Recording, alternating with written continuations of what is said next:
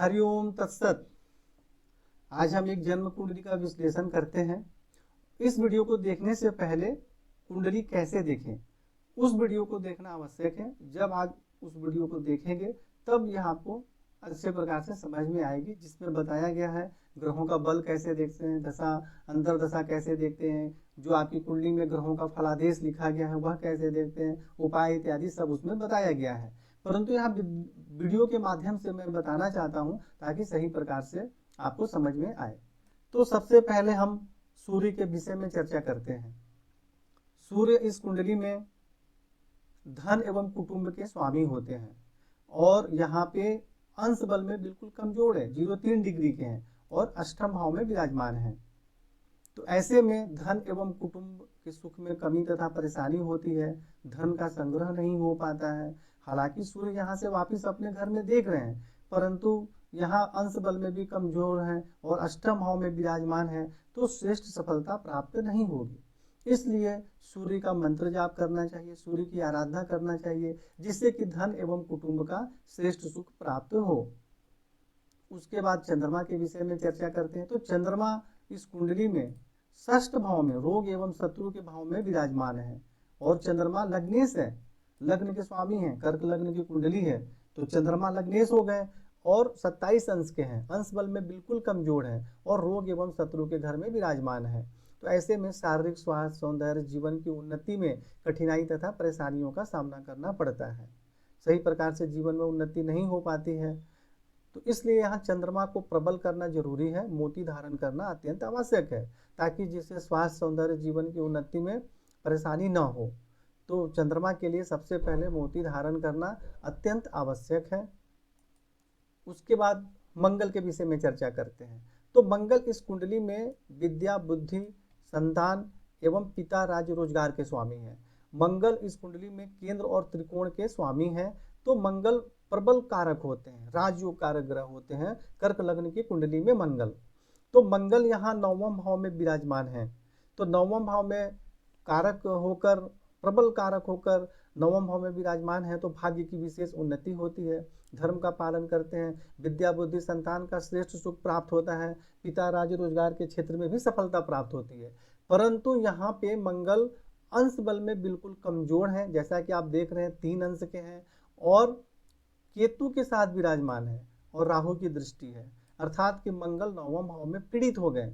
तो पीड़ित होने के कारण जो भी श्रेष्ठ लाभ प्राप्त होने वाला था वह प्राप्त नहीं होगा और परेशानी होगी। परेशानी क्या होगी? विद्या, बुद्धि, संतान, भाग्य की उन्नति, पिता, राज्य, रोजगार, इन सभी क्षेत्र में कठिनाई तथा परेशानियों का सामना करना पड़ेगा। इसलिए यहाँ मंगल को प्रबल करना जरूरी है और राहु केतु से संबंधित दान एवं उपाय करना जरूरी है, तभी जीवन में सही प्रकार से सफलता प्राप्त होगी और विद्या, बुद्धि, संतान, रोजगार के क्षेत्र में भी सफलता प्राप्त होगी। यदि हम इसे प्रबल नहीं करेंगे, राहु केतु का दान उपाय नहीं करेंगे, तो जीवन में कई बार परेशानी आएगी, रोजगार में हमेशा परेशानी होगी, शिक्षा भी सही प्रकार से प्राप्त नहीं हो पाएगी और भाग्य की उन्नति में भी कठिनाइयों का सामना करना पड़ेगा। अब बुध के विषय में चर्चा करते हैं। बुध इस कुंडली में प्रबल अकारक होते हैं, इनको अकारक माना जाता है क्योंकि बुध वह भाव के स्वामी हैं और पराक्रम के भी स्वामी हैं, छोटे भाई बहन के भी स्वामी हैं और बुध सप्तम भाव में विराजमान है यहाँ पे पत्नी के घर में। तो पराक्रम में तो वृद्धि होगी, भाई बहन का सुख प्राप्त होगा, परंतु स्वास्थ्य के लिए ठीक नहीं है। बुध यहाँ से लग्न में दृष्टि डाल रहे हैं और जो बुध होते हैं वे अवेश होते हैं, अकारक होते हैं। तो पत्नी एवं वैवाहिक जीवन के सुख में भी कुछ परेशानी होगी और स्वास्थ्य में भी परेशानी होगी। इसलिए बुध का दान एवं उपाय करना है, बुध को प्रबल नहीं करना है, बुध को प्रबल नहीं करना है, ये ध्यान में रखना है, उससे संबंधित दान एवं उपाय ही करना है। उसके बाद गुरु के विषय में चर्चा करते हैं। गुरु इस कुंडली में भाग्य भाव के स्वामी होते हैं और विराजमान है लग्न में, अपने उच्च राशि में विराजमान है। गुरु यहाँ उच्च राशि में विराजमान होकर वक्री है। तो वक्री का मतलब होता है कि किसी भी ग्रह में बल ज्यादा होता है।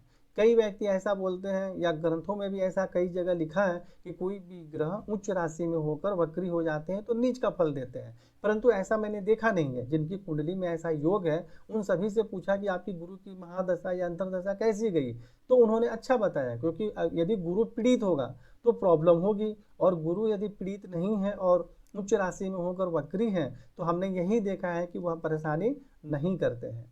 तो गुरु का फलादेश क्या होगा यहाँ पे, तो गुरु यहाँ से पंचम भाव में दृष्टि डालते हैं, सप्तम भाव में दृष्टि डालते हैं और नवम भाव में दृष्टि डालते हैं।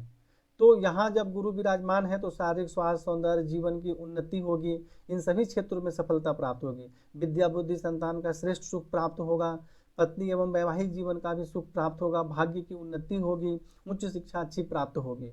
तो यहाँ गुरु के लिए हमें कोई भी उपाय करने की जरूरत नहीं है, ना तो इसको प्रबल करना है, ना ही इसका मंत्र जाप करने की आवश्यकता है। हाँ, कुछ समान उपाय हैं जो कि आपकी कुंडली में बताया गया है, वह गुरु की दशा अंतर दशा में कर सकते हैं।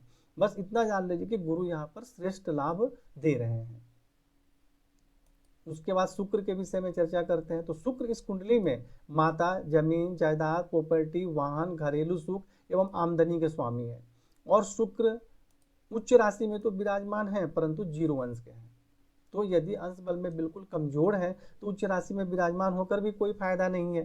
तो इसलिए शुक्र को प्रबल करना जरूरी है ताकि जमीन, जायदाद, प्रॉपर्टी, घरेलू सुख, वाहन, आमदनी का श्रेष्ठ सुख प्राप्त हो सके।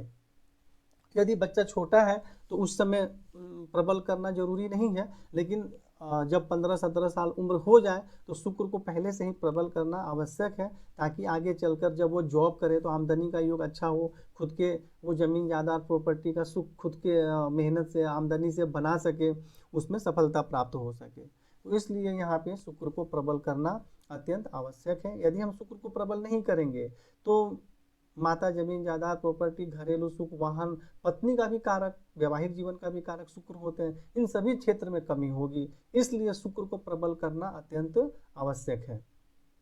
उसके बाद हम शनि के विषय में चर्चा करते हैं। तो शनि को इस कुंडली में अकारक माना जाता है। जैसे बुध को अकारक माना जाता है उसी प्रकार शनि भी अकारक होते हैं। शनि सप्तम भाव के स्वामी होते हैं और अष्टम भाव के स्वामी होते हैं। और शनि यहाँ पे पंचम भाव में विराजमान है मंगल के घर में। तो शनि जहाँ विराजमान होते हैं वहाँ से तीसरे, 7वें और 10वें भाव में दृष्टि डालते हैं। तो शनि यहाँ पे क्या करेंगे, विद्या बुद्धि संतान के क्षेत्र में कठिनाई तथा परेशानी करेंगे, संतान उत्पन्न करने में भी विलंब करेंगे, क्योंकि संतान का स्वामी मंगल भी राहु केतु से पीड़ित है और संतान के घर में भी शनि विराजमान हो गए। तो शिक्षा, संतान के क्षेत्र में परेशानी करेंगे। यहाँ से स्वयं के घर में दृष्टि डाल रहे हैं तो पत्नी एवं वैवाहिक जीवन का सुख प्राप्त होगा। यहाँ से एकादश भाव में शुक्र के घर में दृष्टि डाल रहे हैं तो आमदनी का भी अच्छा योग बनेगा। परंतु यहाँ द्वितीय भाव में दृष्टि डालेंगे सूर्य के घर में तो धन एवं कुटुंब के क्षेत्र में कठिनाई तथा परेशानी होगी। तो इसलिए शनि से संबंधित दान एवं उपाय करना जरूरी है। शनि को प्रबल नहीं करना है, शनि का दान एवं उपाय करना जरूरी है ताकि जो परेशानी के योग बन रहे हैं वह परेशानी बहुत कम हो। उसके बाद राहु के विषय में चर्चा करते हैं। तो राहु जहाँ विराजमान होते हैं वहां से 5वें, 7वें और 9वें भाव में दृष्टि डालते हैं। तो राहु यहाँ बुध के घर में विराजमान है तो यहाँ तो कोई परेशानी नहीं करेंगे, पराक्रम में वृद्धि होगी। ऐसे व्यक्ति परिश्रमी, हिम्मती होते हैं, जीवन में आगे बढ़ने के लिए भी संघर्ष करते हैं और आगे बढ़ते भी हैं। परंतु यहाँ सप्तम भाव में दृष्टि डालेंगे तो पत्नी और वैवाहिक जीवन के सुख में परेशानी होगी। यहाँ 9वें भाव में मंगल पर दृष्टि डालेंगे तो भाग्य की उन्नति में परेशानी होगी। मंगल विद्या बुद्धि संतान पिता राज्य रोजगार के स्वामी हैं, यह राहु से पीड़ित हो रहे हैं जिसे कि अंगारक योग बोलते हैं। तो इन सभी क्षेत्रों में परेशानी होगी जैसा कि मैंने पहले बता चुका। और शनि राहु यहाँ से यदि एकादश भाव में दृष्टि डाल रहे हैं तो आमदनी के अच्छे योग भी बनेंगे। तो कोई भी ग्रह अच्छे बुरे दोनों फल देते हैं, परंतु यहाँ परेशानी बहुत ज्यादा कर रहे हैं। उच्च शिक्षा, भाग्य की उन्नति, विद्या बुद्धि संतान पिता एवं रोजगार सभी क्षेत्रों में कठिनाई एवं परेशानी का योग बना रहे हैं। इसलिए राहु से संबंधित दान एवं उपाय करना अत्यंत आवश्यक है। केतु यहाँ पे जहाँ बैठते हैं वहां से 5वें, 7वें और 9वें भाव पे दृष्टि डालते हैं। तो केतु यहाँ मंगल के साथ विराजमान है तो केतु भी मंगल को पीड़ित कर रहे हैं। तो माता नहीं, विद्या बुद्धि संतान पिता राज्य रोजगार भाग्य की उन्नति इन सभी क्षेत्रों में परेशानी होगी। लग्न में दृष्टि डालेंगे तो शारीरिक स्वास्थ्य में परेशानी होगी। ऐसे व्यक्ति को शरीर पर चोट वगैरह लगने की भी संभावना रहती है तो सावधान रहना चाहिए। तृतीय भाव में दृष्टि डालेंगे तो पराक्रम में तो वृद्धि होगी परंतु भाई बहन के सुख में परेशानी होगी। पंचम भाव में दृष्टि डालेंगे शनि के ऊपर तो विद्या बुद्धि संतान के क्षेत्र में कठिनाई तथा परेशानियों का सामना करना पड़ता है।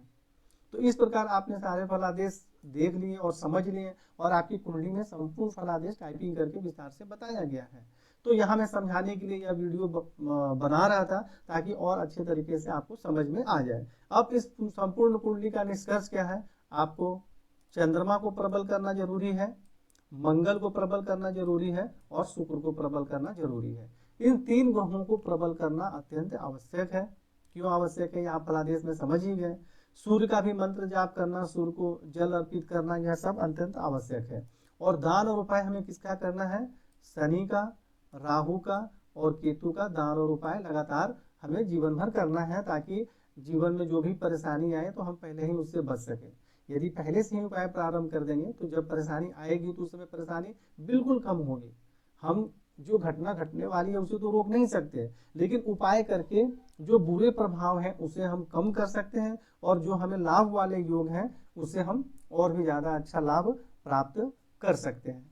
तो इस प्रकार आपने कुंडली समझ लिया कि कौन से ग्रह क्या कर रहे हैं और इनका क्या उपाय करना है। तो इस प्रकार आप उपाय करें और जीवन में आगे बढ़ें। हरि ओम तत्सत।